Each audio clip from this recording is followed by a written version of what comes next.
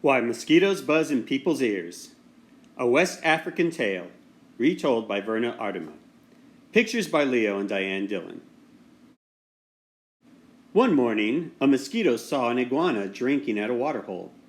The mosquito said, "Iguana, you will never believe what I saw yesterday."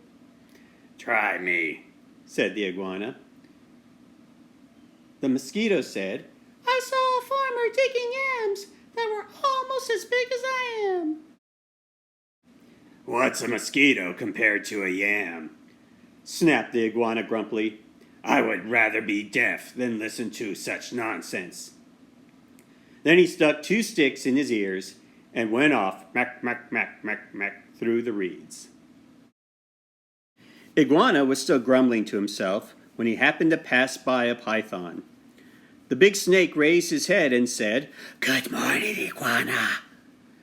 The iguana did not answer but lumbered on, bobbing his head, badamin, badamin. "Now, why won't he speak to me?" said the python to himself. "Iguana must be angry about something. I'm afraid he is plotting some mischief against me." He began looking for somewhere to hide. The first likely place he found was a rabbit hole, and in it he went. Wassoosh, wassoosh, wassoosh. When the rabbit saw the big snake coming into her burrow, she was terrified. She scurried out through her back way and bounded crick, crick, crick across the clearing. A crow saw the rabbit running for her life. He flew into the forest crying, "Ah, ah, ah!" It was his duty to spread the alarm in case of danger. A monkey heard the crow. He was sure that some dangerous beast was prowling near. He began screeching and leaping keely-willy through the trees to help warn the other animals. As Monkey was crashing through the treetops, he happened to land on a dead limb. It broke and fell on an owl's nest, killing one of the owlets. Mother Owl was not at home. For though she usually hunted only in the night, this morning she was still out searching for one more tidbit to satisfy her hungry babies. When she returned to the nest, she found one of them dead. Her other children told her that the monkey had killed it. All that day and all that night she sat in her tree, so sad, so sad, so sad. Now it was Mother Owl who woke the sun each day so that the dawn could come. But this time, when she should have hooted for the sun, she did not do it. The night grew longer and longer. The animals of the forest knew it was lasting much too long.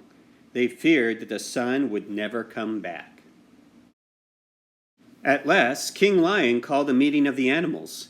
They came and sat down, pem, pem, pem, around a council fire. Mother Owl did not come, so the antelope was sent to fetch her. When she arrived, King Lion asked, "Mother Owl, why have you not called the sun?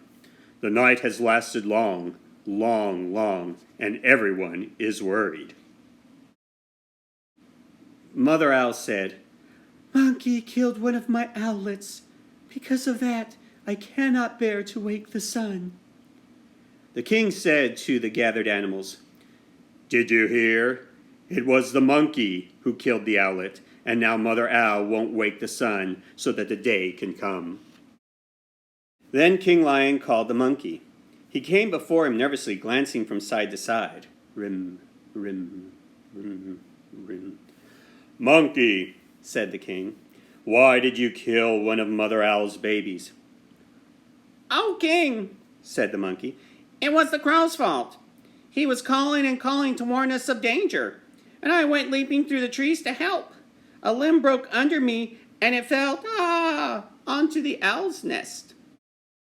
King said to the council, "So it was the crow who alarmed the monkey, who killed the owlet, and now Mother Owl won't wake the sun so that the day can come." Then the king called for the crow. That big bird came flapping up. He said, "King Lion, it was the rabbit's fault. I saw her running for her life in the daytime. Wasn't that reason enough to spread an alarm?" The king nodded his head and said to the council, So it was the rabbit who startled the crow, who alarmed the monkey, who killed the owlet, and now Mother Owl won't wake the sun so that the day can come. Then King Lion called the rabbit.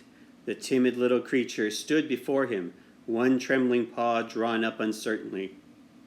"Rabbit," cried the king, "why did you break a law of nature and go running in the daytime?" "Oh, king," said the rabbit, "it was the python's fault. I was in my house minding my own business when that big snake came in and chased me out." The king said to the council, "So it was the python who scared the rabbit, who startled the crow, who alarmed the monkey, who killed the owlet, and now Mother Owl won't wake the sun so that the day can come." King Lion called the python, who came slithering wash, wash, wash, past the other animals. "But, king," he cried, "it was the iguana's fault. He wouldn't speak to me, and I thought he was plotting some mischief against me. When I crawled into the rabbit's hole, I was only trying to hide." The king said to the council, "So it was the iguana who frightened the python, who scared the rabbit, who startled the crow, who alarmed the monkey, who killed the owlet, and now Mother Owl won't wake the sun so that the day can come." Now the iguana was not at the meeting, for he had not heard the summons. The antelope was sent to fetch him. All the animals laughed when they saw the iguana coming, badmin, with the sticks still stuck in his ears.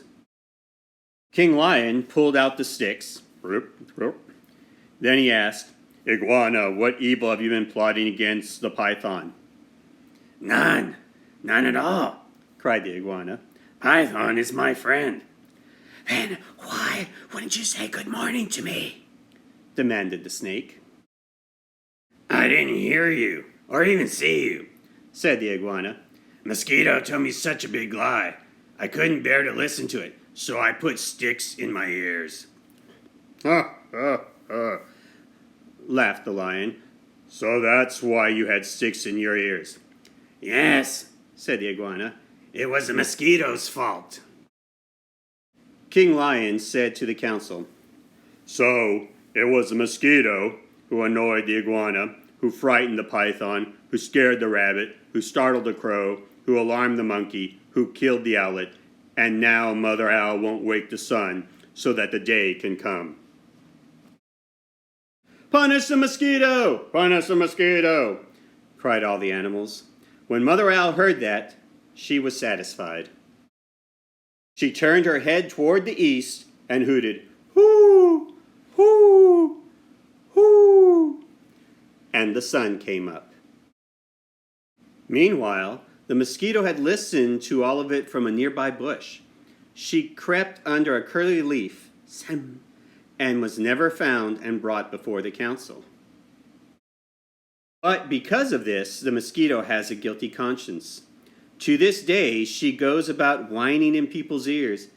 "See, is everyone still angry at me?" When she does that, she gets an honest answer.